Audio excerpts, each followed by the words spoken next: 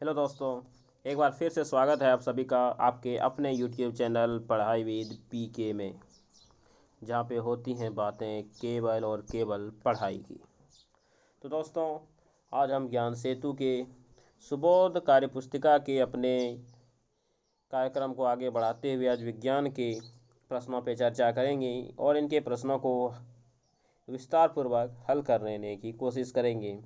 तो आप लोग अपनी पुस्तक को निकाल के वीडियो देखें ताकि आप अपने समय को बचा सकें और जल्द से जल्द भर सकें। लेकिन वीडियो शुरू करने से पहले एक बात, यदि अभी तक आपने मेरे चैनल को सब्सक्राइब नहीं किया है तो जल्दी से वीडियो के नीचे लाल रंग में लिखा हुआ सब्सक्राइब बटन दबाकर चैनल को सब्सक्राइब जरूर करें और बेल आइकन को भी ज़रूर दबाएं। और यदि वीडियो आपको अच्छी लगे, आपके लिए कुछ जानकारी दे या आपके लिए उपयोगी हो तो वीडियो को लाइक ज़रूर करें और इसे अपने दोस्तों को भी ज़रूर शेयर करें। तो चलिए शुरू करते हैं। तो ये जो है हमारा पिछले पेज का सवाल था, दिया गया था इसके दो उदाहरण आपको लिखने हैं। तो यहाँ पे आपको चालन के दो उदाहरण लिखने की। अब चालन क्रिया किन किन में करते हैं, तो आपने चालन के लिए सबसे पहले तो देखा होगा कि आपके घर में जो आटा होता है उसको चालन के ही माध्यम से चाला जाता है। चालन के माध्यम से उसमें जो आपके कुछ भूसे रह जाते हैं उन्हें निकाला जाता है। तो किसमें होता है?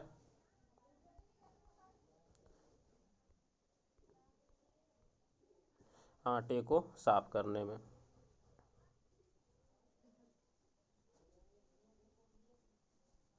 और आपने देखा होगा कि आप जो चाय जब बनाते हैं उसके बाद उससे चाय पत्ती अलग करने के लिए भी क्या करते हैं, उसके चालते हैं। उसमें भी चालन क्रिया होती है। तो चाय पत्ती अलग करने के लिए, तो एक तो आपका हो गया आटे को साफ करने के लिए, चाय पत्ती अलग करने में या फिर अलग करने के लिए, चाय पत्ती अलग करने के लिए। और ये आपका क्या होगा? आटे को साफ करने के लिए।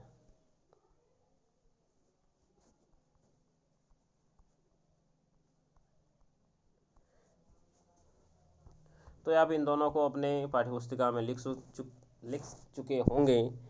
तो लिख लीजिए, आटे को साफ करने में, चाय पत्ती अलग करने में। अब हम आगे बढ़ते हैं।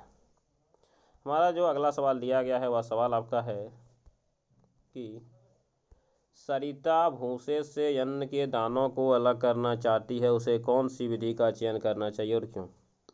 तो बताए थे कि अन्न के दानों को भूसे से अलग करने के लिए कौन सी विधि का चयन होता है। तो उस विधि का क्या नाम है? तो उस विधि का नाम है आपका निष्पावन विधि। आप लोगों को बता चुके हैं निष्पावन विधि। तो क्या लिखेंगे? लिखेंगे निष्पावन विधि।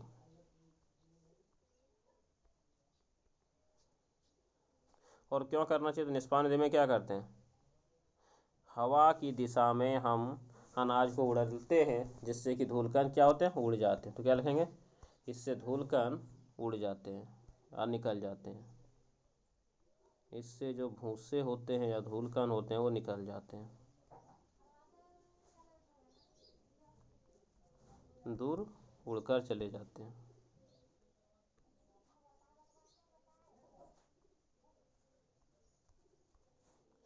चले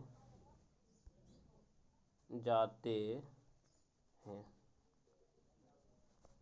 आप यहाँ पे देख सकती हैं कि एक महिला, देखिए यहाँ पे क्या कर रहे हैं, अनाज को हवा की दिशा में उड़ेल रही है। तो देखिए यहाँ पे जो भूसे हैं वो क्या होते जा रहे हैं, दूर होते जा रहे हैं। आप लोगों ने घरों में भी ऐसा देखा होगा। तो इसी विधि को कहते हैं निष्पावन।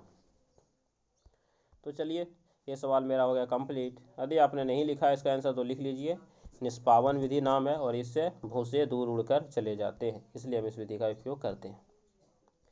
हमारा जो अगला सवाल है वह है आपका सवाल नंबर 12।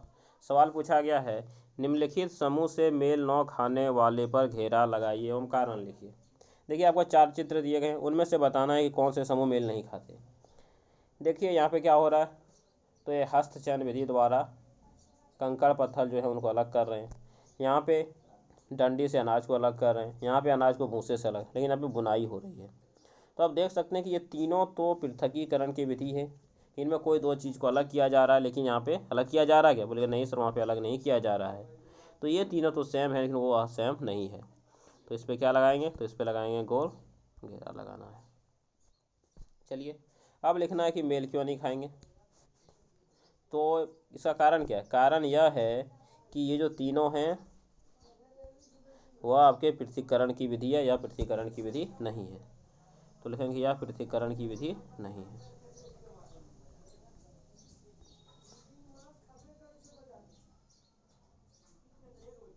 या पृथक्कीकरण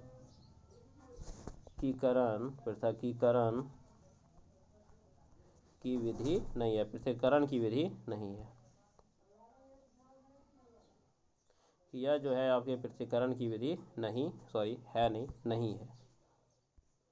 तो आप लोग मेरे साथ ही इसे लिखते चलिए ताकि आप लोगों का भी समय बच सके। और यदि कहीं पे आपको वीडियो एक बार में समझ में नहीं आता तो आप उन्हें दोबारा भी देख सकते हैं, ताकि आपको ये चीज़ें हमेशा के लिए याद हो जाएं। और यह भी ही नहीं, आपके आने वाली सभी परीक्षाओं में और सभी कक्षाओं में यह मदद कर सके। अगला है कांच, जल, वायु और दीवार। देखिए, आप कांच के भी आर पार देख सकते हैं, अगर पानी की पतली परत है उसके आर पार भी देख सकते हैं, वायु के आर पार भी तो देखते ही हैं। क्या आप दीवार के आर पार देख सकते हैं? बोलिएगा सर नहीं, दीवार के आर पार नहीं देख सकते। मतलब ये तीनों तो पारदर्शी हैं, लेकिन यह पारदर्शी नहीं है। तो इसका आंसर क्या लिखेंगे कि यह पारदर्शी नहीं है, मतलब इसके आर पार नहीं देखा जा सकता। तो लिखिए यह पारदर्शी नहीं, यह जो है आपका वह पारदर्शी नहीं है, यह आपका पारदर्शी नहीं है। तो इस तरह से हमारा ये आंसर हो गया। आप इन्हें एक बार देख लीजिए फिर से कि यह पारदर्शी नहीं है। चलिए, तो अगले सवाल को देखते हैं। अगला सवाल दिया गया है भेड़, बकरी, ऊंट और बिल्ली। देखिए, आपको पता है कि भेड़ के बाल से भी ऊन बनाई जाती है, बकरी से भी ऊन प्राप्त किया जाता है, ऊंट के भी बालों से ऊन प्राप्त किया जाता है। क्या बिल्ली के बालों से ऊन प्राप्त किया जाता है? नहीं किया जाता। तो इसमें जो अलग है वह कौन है? तो वह आपकी है बिल्ली मौसी। तो इसका आंसर क्या लिखेंगे कि बिल्ली से ऊन प्राप्त नहीं होता। चलिए जूम कर लेता हूँ मैं इसे। लिखेंगे बिल्ली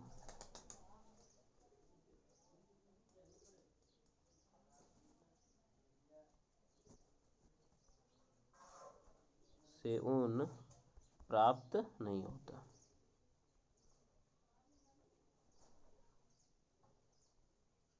कि बिल्ली से ऊन प्राप्त नहीं होता है, इसलिए बिल्ली यहाँ पे हो जाएगा अन्य तीनों से अलग, क्योंकि अन्य तीनों के बाल से ऊन की प्राप्ति होती है, बिल्ली से नहीं होता। अब इन्हें एक बार देख लीजिए कि बिल्ली से ऊन प्राप्त नहीं होता है, गोल घेरा आपको लगाना है बिल्ली पर। अगला दिया गया है कि रमन ने नमक से आधे भरे डिब्बे में पानी भर दिया। आप नमक को पुनः प्राप्त करने हेतु किस विधि का चयन करेंगे? उस प्रक्रम का वर्णन कीजिए। तो आपको पता है थे कि नमक पानी में तो घुलनशील हो जाता है। इसका अर्थ क्या है? इसका अर्थ हमको पानी को ही भाप बना के अलग करना पड़ेगा। तो उस विधि को क्या नाम है? तो इस विधि का नाम है आपका वाष्पन। तो जो कौन सी विधि का उपयोग करेंगे? तो उस विधि का नाम होगा आपका वाष्पन। तो लिखेंगे वाष्पन विधि। तो हमारी उस विधि का नाम है वाष्पन। इसमें क्या करते हैं? इसमें मिश्रण को गर्म करेंगे। तो मिश्रण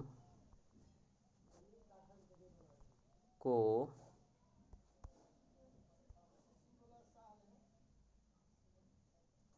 गर्म करने पर कि मिश्रण को गर्म करने पर पानी वाष्प बन जाएगी।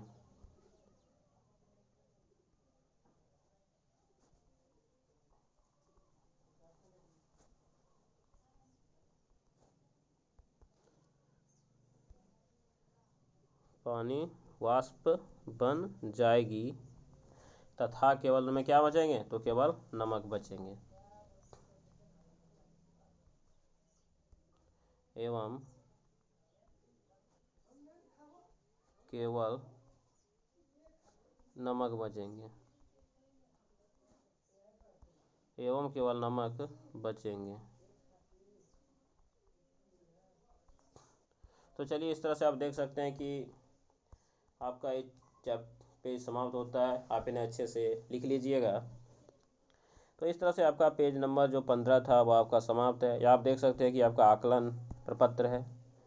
हाँ, तो आपके जो टीचर्स हैं, जो शिक्षक हैं, आपको इसी में नंबर देंगे कि आपकी जानकारी क्या है, आपकी विश्लेषण आधारित प्रश्न को हल करने की क्षमता क्या है, और इसी के आधार पर आपको टिप्पणी मिलेगी और इसी के आधार पर आपको अंक भी दिए जाएंगे। तो चलिए इसका अगला पेज भी हम सॉल्व करने की कोशिश करते हैं। इसे ज़्यादा लंबा नहीं ले जाते भी आसानी से और कम समय में हल करेंगे। तो देखिए क्या दिया है कि उचित विकल्प के सामने सही का निशान लगाइए। निम्नांकित में से पादप भाग नहीं है। देखिए पत्ती, हाँ, पेड़ पौधे में होता है। जड़ पेड़ पौधे में होता है। फूल पेड़ पौधे में होता है। खोपड़ी पेड़ पौधे में होता है कि नहीं? तो यह आपका हो जाएगा इसका सही जवाब, खोपड़ी। कंकाल ये जंतु में होते हैं, इंसानों में होते हैं। फिर दिया गया है नीचे दिए गए नामों को शाक व वृक्ष में मिलाइए कि इनमें से कौन कौन से शाक है और कौन कौन से वृक्ष। देखिए शाक उसे कहते हैं जो कि छोटी होती है। शाक उसे कहते हैं जो कि छोटी होती है, जिनकी त्वचा मुलायम होती है, वह हरी होती है। और वृक्ष उनको कहते हैं जो कि बड़ी होती है, उसकी तना मजबूत होती है, उनके जो छाल होते हैं उनका रंग भूरा होता है। तो आप जानते हैं कि आम क्या है, वृक्ष हैं, बहुत बड़े होते हैं, मजबूत भी होते हैं। लेकिन कमल क्या है? कमल एक आपका शाक है, छोटे होते हैं, मुलायम होते हैं। नीम आपका वृक्ष है, लेकिन पीपल भी आपका वृक्ष है, लेकिन टमाटर मुलायम होते हैं, हरी होती है डंडियाँ, ये आपकी शाक है। इस तरह से मिर्च भी आपको पता है कि ये भी एक शाक है। लेकिन बरगद एक वृक्ष है, बैंगन एक शाक है, पालक भी एक शाक है, चना भी आपका एक शाक ही है। तो आपको इसी तरह से मिलाने हैं। तो आप देख लीजिए पूरे फिगर को आपने देख लिया होगा और आप इन्हें आसानी से अपनी कॉपी में मिला लीजिएगा। तो चलिए अब हम आगे बढ़ते हैं।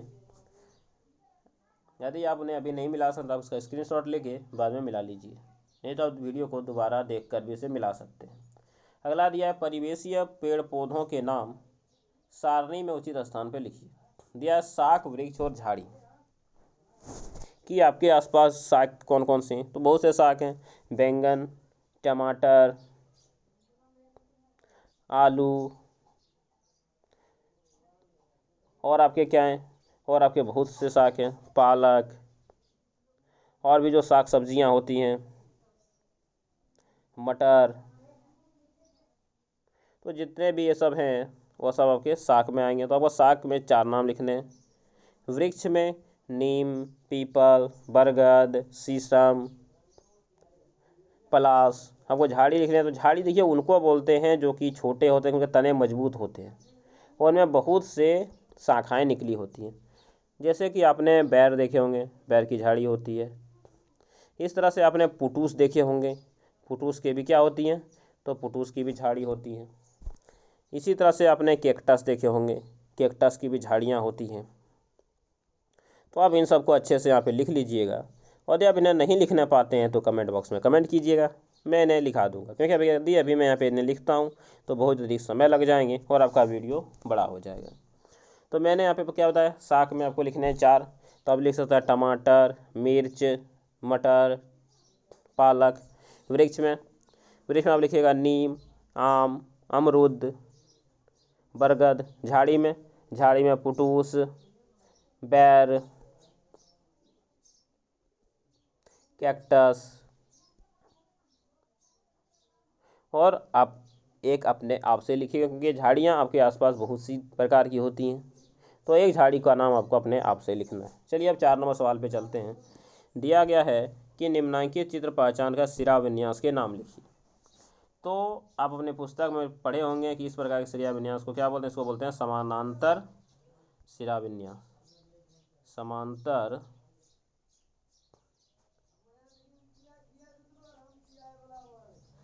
शिरा विन्यास, ये आपका हो गया समांतर शिरा विन्यास। और यहाँ पे आप देख सकते हैं कि यह जो आपकी होगी, अब देखिए अगला जो आपका वह जाली नुमा है, जाली की जैसा है, इसलिए इसको बोलते हैं जालिका शिरा विन्यास।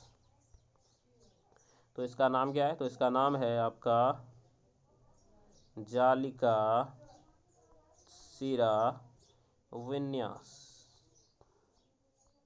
तो आप इन्हें अच्छे से लिख लें। तो जिनमें देखिए अब समांतर धारियाँ होती हैं, सीधी धारियाँ होती हैं, उन्हें हम लोग बोलते हैं समांतर सिरा विन्यास। आप यहाँ देख सकते हैं कि यहाँ पे आपकी जो है सभी धारियाँ इनमें क्या है, सीधी हैं। देख लीजिए इनमें सभी धारियाँ आपकी इसी तरह से गई हैं, एक तरह से सीधी धारियाँ हैं। लेकिन अगर आप जब इन्हें देखिएगा तो इनमें क्या सीधी दिखेगा क्या, नहीं, ये बहुत जाली जैसा दिखेगा। ये इधर चला गया, इधर चला गया, इधर आ गया, तो इनमें आपका क्या है, जाली जैसा है, तो इसलिए इसको बोलते हैं जाली का। लेकिन इसमें क्या है, इसमें आपका एक सीधा में है, इसलिए इसको बोलते हैं समानांतर।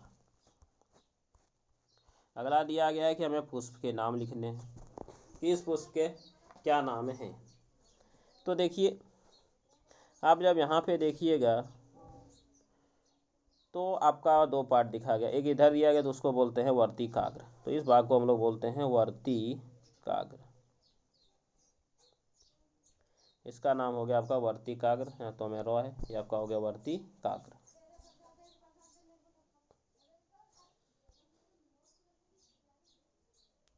ये आपके हो गए वर्तिकाग्र, काग्र नहीं सॉरी, काग्र होते हैं।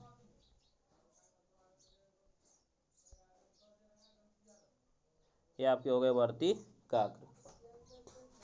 तो यह एक का नाम तो मैंने लिख लिया। अब इसका नाम देखिए, इसका नाम है आपका, क्योंकि यहाँ पे नीचे हैं तो इसका नाम होता है आपका वर्तिका।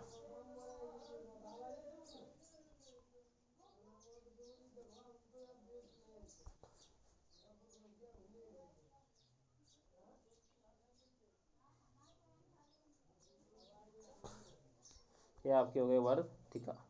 तो इस तरह से देखिए आपका पेज नंबर होता है 16, यहाँ पेज समाप्त। लेकिन वीडियो शुरू करने से पहले एक बार फिर से, यदि आपको वीडियो अच्छा लगा हो तो वीडियो को लाइक करें, अपने दोस्तों को शेयर करें और चैनल को सब्सक्राइब ज़रूर करें।